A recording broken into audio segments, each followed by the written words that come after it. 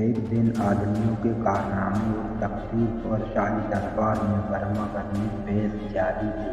ہر آدمی یہ کہہ رہا تھا کہ تقدیر سب سے اعلیٰ ہے، مگر وزیر کی رائے تھی کہ آدمی اپنے تقدیر کو اپنے گمان و ہمت و حوصلے سے تبدیل کر سکتا ہے۔ شہنشاہ نے جب وزیر کی باتیں سنی تو وزیر کی آزمائش کرنے کا فیصلہ کر دیا۔ اس نے ایک ہاتھی چلانے والے کو بلایا۔ دیکھو، ہر روز وزیر دریا پر غسل کرنے کے لیے جاتا ہے اور راستہ جس پر وہ چلتا ہے وہ بہت ہی تنگ راستہ ہے۔ دونوں طرف چلنا مشکل اور ناممکن ہے۔ جب وزیر اس پر جاتا ہے، اپنے ہاتھیوں میں سے ایک ہاتھی کو بھیجو سڑک کے دوسرے کنارے سے۔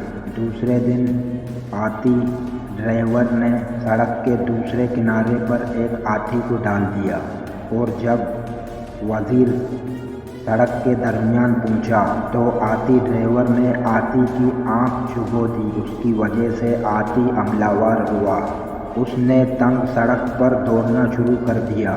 وزیر ہاتھی کو اپنی طرف آتے ہوئے دیکھ کر خوفزدہ ہو گیا، مگر ہمت ہارے بغیر دیکھتا رہا ادھر ادھر۔ وہاں وزیر نے ایک کتے کو دیکھا اپنے ساتھ۔ وہ جلدی سے کتے کو اٹھا کر ہاتھی پر پھینک دیا۔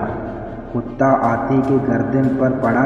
اس نے تیز پنجوں سے ہاتھی کی گردن زخمی کر دی تو ہاتھی اس قدر ہراساں ہوا کہ اس نے واپس ہونا شروع کر دیا۔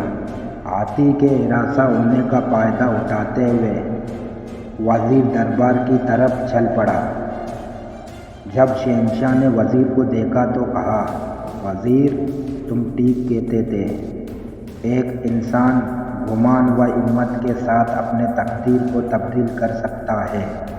اب میں پوری طرح قائل ہو گیا ہوں۔ وزیر نے جواب دیا، مہاراج، آپ نے میری آزمائش کر لی، لیکن کیا اگر ہاتھی مجھے اپنے پاؤں کے نیچے مچل دیتا تو بولنے سے پہلے تول لو، کرنے سے پہلے سوچو۔